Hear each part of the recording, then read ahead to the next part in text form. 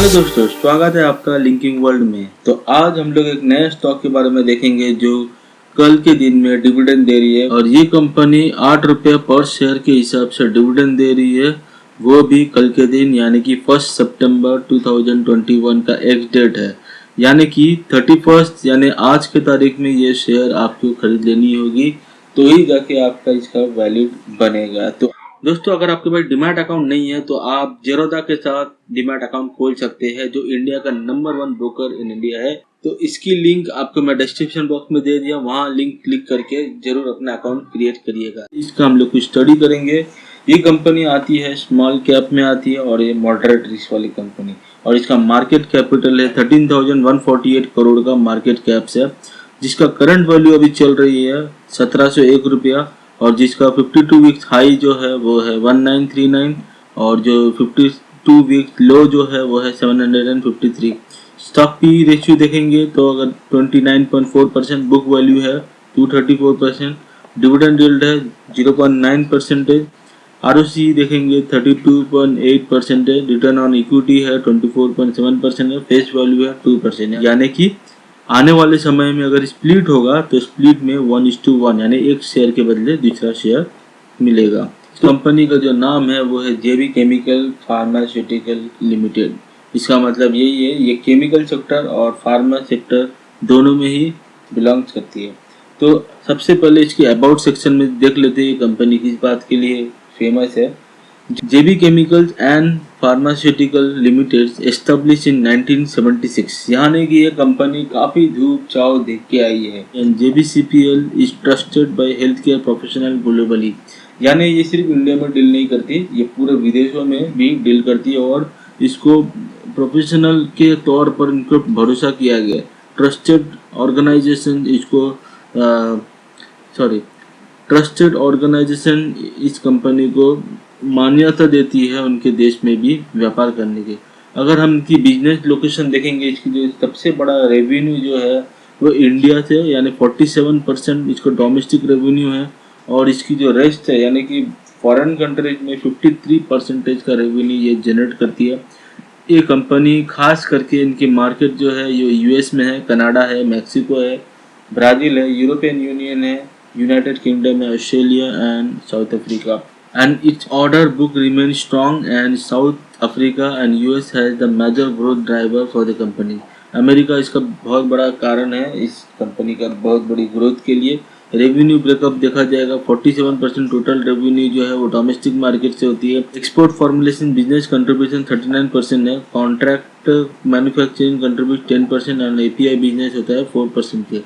और यहाँ पे बोलते हैं it's manufacturing facilities are approve from the health authorities such as US FDA, UK, MHRA, TGA, Australia, European Union, GMP और SCHPRA South Africa. तो ये सब इनकी लाइसेंसिंग देती है जो मान्यता देती है कि हाँ ये कंपनी ट्रस्टवर्दी है।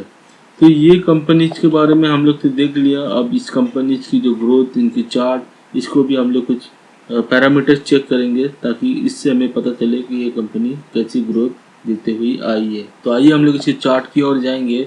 अगर हम इनकी 1 मंथ के चार्ट देखेंगे तो ये काफ़ी करेक्शन देखने को मिला है, यानी कि ये कंपनी ऑलमोस्ट 1820 रुपये तक का ये एक महीने के अंदर पहुंचा। एक महीने के अंदर ये 1820 भी टच हो गया था, और अब 1700 यानी ऑलमोस्ट 120 रुपीज़ का यहाँ डिस्काउंट देखने को मिल रहा है। अगर हम इसका 3 महीने का चार्ट देखेंगे तो ये 1900 रुपया यहाँ पे सबसे हाईएस्ट दिख रहा है, और अब 1700 यानी 200 रुपया यहाँ पे गिरते हुए नजर आई है। डिस्काउंटेड प्राइस में अभी अवेलेबल मिल रही है। सबसे हाईएस्ट अगर इसका 52 वीक देखोगे तो वो है 1900 रुपया, और 1700 रुपये अब तक करेक्शन तक आए हैं, यानी यहाँ से 200 रुपये का नीचे आ चुकी है। फिर एक साल का अगर ग्रोथ देखेंगे तो चार्ट काफ़ी नीचे से ऊपर है, हालांकि काफ़ी वॉलेटाइल भी है। यहाँ नीचे, यहाँ वापस ऊपर, फिर नीचे।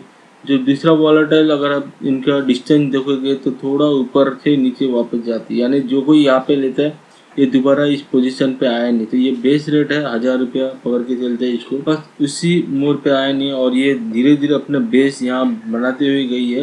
हालांकि अभी 1900 से ये 1700 पे आया है। अभी इसका बेस्ट प्राइस होगा 1500 से लेके 1650 तक का इसका सबसे बेस्ट प्राइस है। अगर इस रेट में आपको ये स्टॉक मिलती है तो ज़रूर पिकअप कर लीजिए।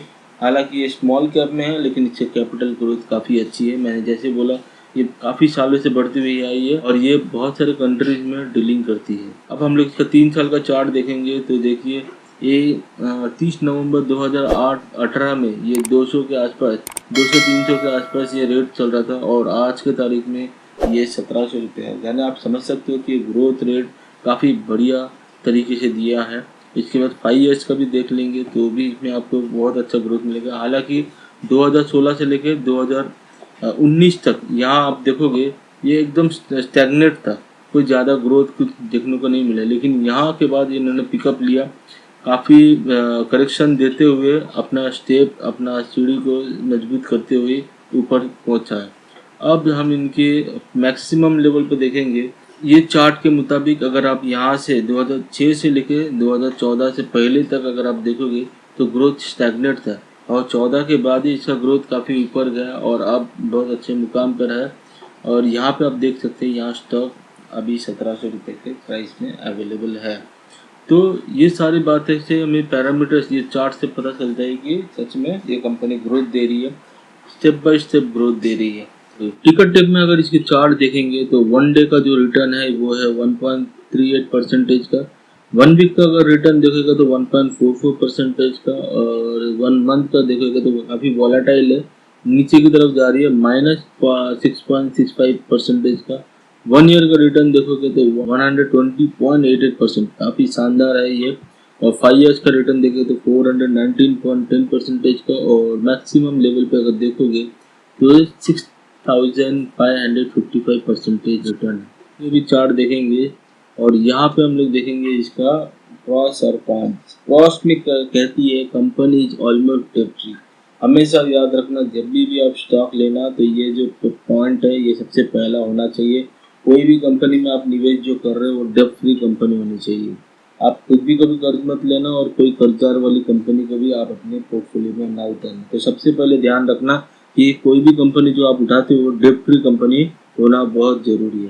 कंपनी है delivered good profit growth of 24% CAGR over last 5 years. तो ये 24% का CAGR 5 साल से लगातार देते हुए आई है। Company has been maintaining a healthy dividend pay out of 26.80%। काफ़ी अच्छी हेल्दी डिविडेंड दे रही है और इसीलिए इसे माना जाता है। जैसे कि मैंने बोला ये साल में 2 बार डिविडेंड पे आउट करती है। ये कंपनी ने 2 बार बोनस डिक्लेयर किया था 1990s में और 1 बार स्प्लिट किया था 2005 में। अब हम लोग profit and loss statement check करेंगे। मार्च 2010 में इसका जो नेट प्रॉफिट था वो था 119 करोड़ का और अभी ये है 447 करोड़ का, यानी कि लगातार ग्रोथ दे रहा है, बिल्कुल भी कहीं नेगेटिव चार्ट नहीं दिख रही है। सेल्स ग्रोथ अगर हम देखेंगे तो ये था 739 करोड़ का और अब ये हो गई है 2043 करोड़ का सेल्स।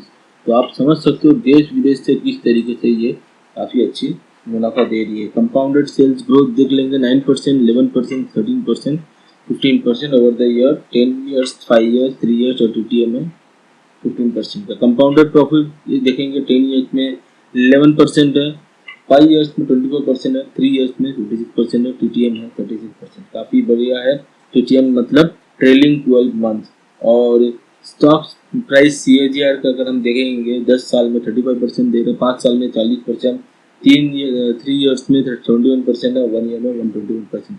रिटर्न ऑन इक्विटी 10 साल में 13%, 5 ईयर्स में 15%, 3 साल में 19% और लास्ट ईयर 25% का दिया था। तो आप समझ सकते हो कि ये कंपनी काफ़ी अच्छी है। बैलेंस शीट भी इसको अगर आप देख लोगे तो इसकी जो एसेट्स है, एसेट में भी काफ़ी इजाफा हुआ, काफ़ी ग्रोथ है।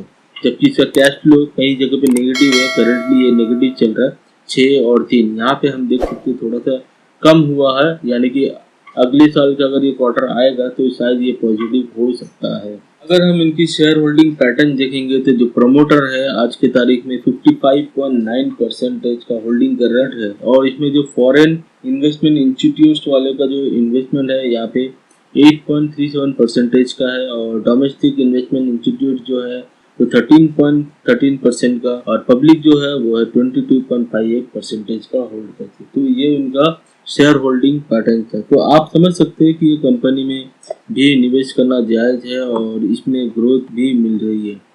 जबकि इसकी जो कॉन्स है वो है stock is trading at 7.27 is book value, और दूसरी जो है the company had delivered poor sales growth 11.03 over past 5 years. तो हम देखते हैं सेल्स ग्रोथ में 5 साल में ग्रोथ हो रही है, लेकिन स्लोली हो रही है 11.03% का। तो भी अगर इसका हम मुनाफा देखेंगे तो ये काफ़ी अच्छी ग्रोथ दिया है 2014 के बाद। तो इसमें निवेश करना जायज़ है क्योंकि ये कंपनी काफ़ी पुरानी है और ये कंपनी ने काफ़ी सारे धूप छाव देखी है। तो आपके हिसाब से आपके राय क्या कहता है, ये जरा कमेंट सेक्शन में हमें ज़रूर बताइएगा। तो इसमें भी निवेश करना आपके लिए जायज़ हो सकता है। तो आशा करता हूँ तो अभी के लिए हम लोग साइन अप करते और फिर मिलेंगे एक नई वीडियोज के साथ। तब तक के लिए अपना ख्याल रखिए, सुरक्षित रहिए और खुशी से रहिए। धन्यवाद।